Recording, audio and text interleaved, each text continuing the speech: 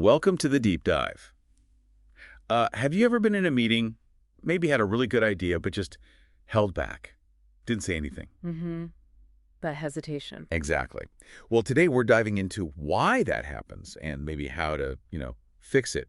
We're using insights from Amy Edmondson's book, The Fearless Organization. Great book. Really foundational. It is. So think of this as your quick guide to understanding psychological safety, what it actually is, why it's so important, everywhere from like the C-suite down to intensive care units. Yeah, anywhere people need to work together effectively. Right, and how it affects how we work together now. So our main question really is, what is this thing, psychological safety, and why does it matter so much today?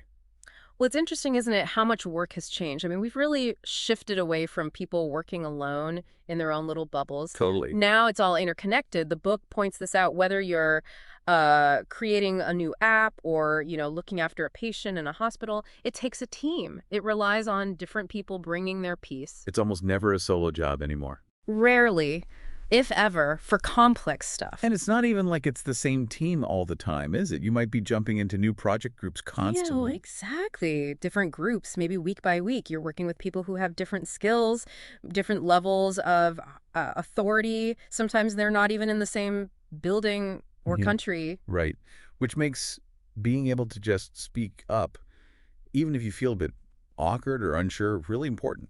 Have you ever been in that spot where you just thought, nah, better not say it? Oh, sure. And that feeling, that hesitation, that's kind of where psychological safety comes in. It's really about creating a climate, a feeling in the team where people feel safe enough to take, well, interpersonal risks. Okay, interpersonal risks. What does that mean exactly? It means things like speaking candidly, offering a different view, pointing out a problem, or even just admitting you messed up or don't know something. Doing that without this crippling fear of being, shut down, embarrassed, or punished somehow. Okay, but it's important to say what it isn't too, right? The book is clear on this. Yes, very clear. It's not about being nice all the time or lowering standards. It's definitely not immunity from consequences if you, say, underperform consistently. Right. Not a free pass. No.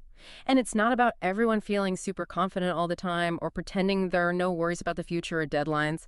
That's not realistic. So in these safe environments, people actually know things might go wrong, or they might get negative feedback. Absolutely. They understand errors can happen, feedback is for learning, challenges are part of work. It's not about bubble wrap. Okay, so if it's not about removing all discomfort, Mm. what's the big benefit? What's the real power here? The power is candor, plain and simple.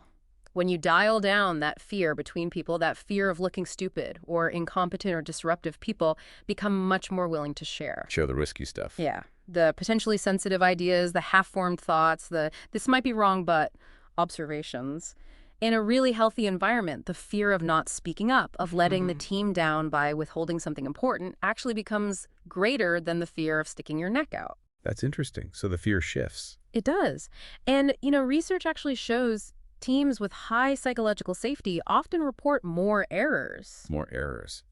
That sounds bad. But see, it's not that they make more errors. They're just more willing to talk about them, which means they learn from them much, much faster. It leads to quicker improvement. Okay, that makes sense. It's counterintuitive, but yeah. Yeah, Like in those high-pressure places mentioned in the book, like an ICU. exactly.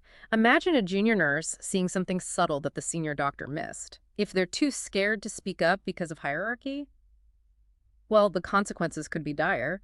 Psychological safety is the thing that allows them to say, doctor, I'm a bit concerned about this. So it prevents disasters, but Yeah. it's also like the engine for innovation. Precisely. In this knowledge economy we're in, you need people to ask the supposedly dumb questions. You need them to challenge the way things are done, to suggest weird ideas. If people are afraid, they'll just keep quiet. And the organization misses out.